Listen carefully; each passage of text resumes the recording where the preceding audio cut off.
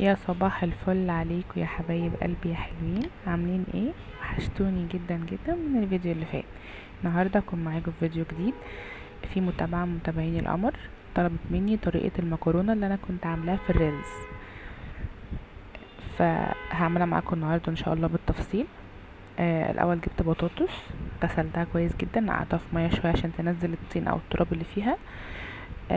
غسلتها كويس جدا. هقطعها بقى شرايح تخينه واحط عليها ميه وملح واسلقها، احطها على النار تغلي غلوتين. البطاطس اصلا ما بتاخدش سوا،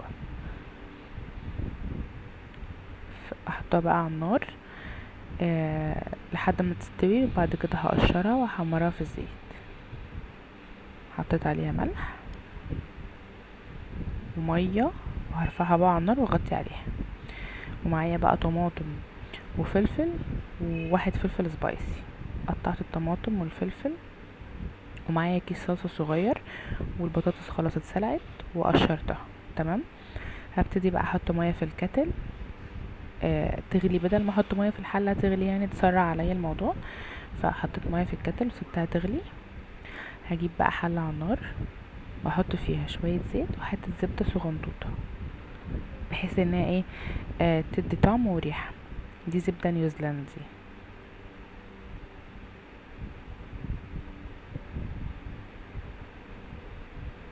بس كده. في الاخر برضو لما بعد ما اخلص المكرونه واحطها في الصلصه، احط حته زبده صغيره تسيح فوقيها بحيث انها تديها ريحه. دي الصلصه اهي كانت في الفريزر، هي حته صغيره مش كبيره. نزلت بقى بالفلفل، سيبهم يتشوحوا مع بعض. لما يتشوحوا هنزل بقى بالطماطم.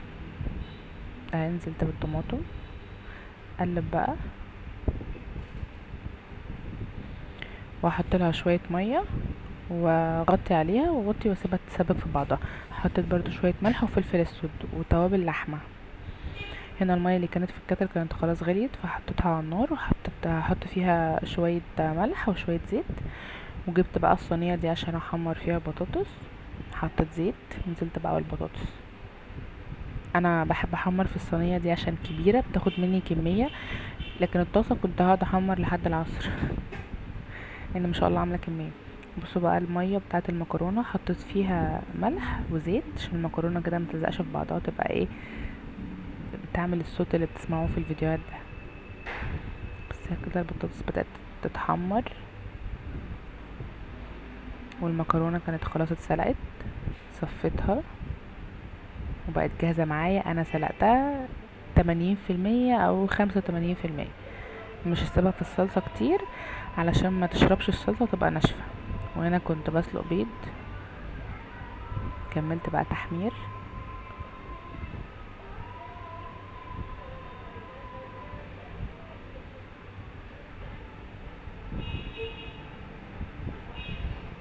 نجيب بقى طاسة تيفال، قطعت بصل وطماطم. اشوح البصل الاول بشوية ملح وفلفل اسود، وبعد كده لما يدبل هنزل عليه بالطماطم. والبيض بقى هسلقه وهقطعه شرايح، هقشره واقطعه شرايح بالطول واحطه بقى في الصلصة بالبصل اللي انا بعملها في الطاسة دي. عايزة اكل جربوه هتدعولي بجد. يعني وصفة تحفة، تنفع فطار، تنفع غدا، تنفع عشاء، وطعمها بيبقى خطير. انا عملتها في مرة، من وقتها كل شوية سليم ماما اعملي لي البيض اللي انتي بتعمليه المسلوق المتقطع ده. لو جربتوها مش هتبطلوها. نقلت بقى المكرونة على عين واطية شوية وحطيت البصل هناك. بصوا المكرونة، عايزة اقول لكم طعمها كان خطر خطر. حطيت حتة زبدة بقى على الوش كده يعني مش هقلبها قوي.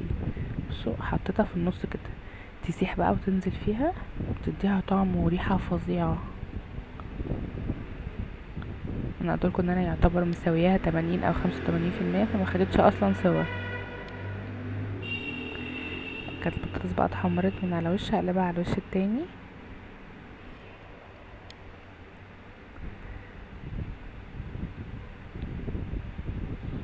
والبصل كان دبل خلاص، هنزل بقى عليه بالطماطم واقلبه في بعضه. واسيبه شويه البصل يشرب من الطماطم والطماطم تشرب من البصل كده يعني، واحط عليه نص كوبايه ميه بحيث ان هما يتسبكوا مع بعض وما ينشفش، يبقى فيه صوص.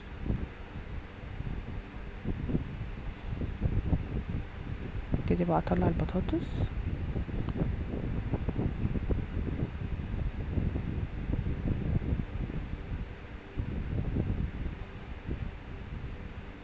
دي كانت لسه ما اتحمرتش فسبتها وحطيتها في النص. لو انتي لسه بتشوفي الفيديو معايا لحد دلوقتي وما حطيتيش لايك، حطي لايك، ولو انتي مش مشتركة في القناة اعملي اشتراك وفعلي الجرس على علامة الكل.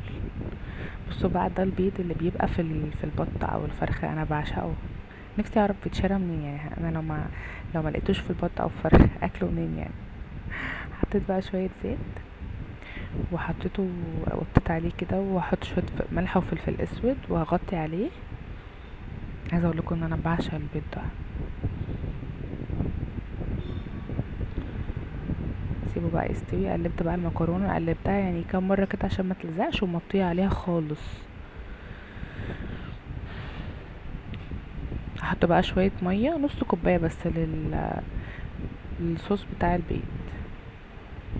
وهنا البيض التاني ده قرب يستوي اهو، طعمه فظيع.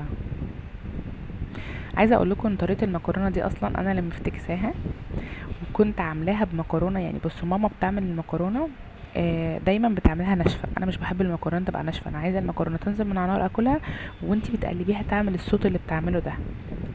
اسمها ايه، تزفلط او تلزلز، مش عارفه اسمها ايه. المهم فانا بحبها كده. فكنت اجي مثلا من بره او ماما عامله مكرونه، لو هي اللي عملتها بلاقيها الصلصه بتاعتها قليله، مع انها بتبقى حاطه صلصه كتير، بس معرفش بقى بتسيبها تشرب صلصتها تستوي كتير على النار، مش عارفه. فاقوم انا اجي بقى بالليل، يعني مثلا ما اتغديتش، اجي بالليل مثلا المغرب العشاء اعمل اجيب المكرونه المطبوخه اللي هي بصلصه اصلا، واعمل فلفل وطماطم واشوحهم كده، واروح نازله بالمكرونه فيها. فمن هنا بقى جت الفكره. كذا حد جه وانا بعملها ودقها، عايزه اقول لكم ان هو ادمنها، وكل شويه حد يسالني عن طريقتها. فانا عايزاكم تجربوها وتقولي طريقتها. والمتابعه بتاعتي القمر اللي كانت بتسالني، انا عملتها عشان خاطر عيونك. هنا انا كده خلاص خلصت. البيض خلاص استوى، والبطاطس حطيتها في اطباق تقديم. هغرف بقى المكرونه، ده طبق سليم مقسم ده. عايزاكم تبصولي على الجمال. ده البيض الاول هغرفه، اكيد انتوا عارفينه. ابتدي بقى اغرف المكرونه، وانا كان نفسي تسمعوا الصوت اللي بتعمله كده وانا بحركها بالكبشه. بس كده، واشوفكم ان شاء الله في فيديو جديد على خير.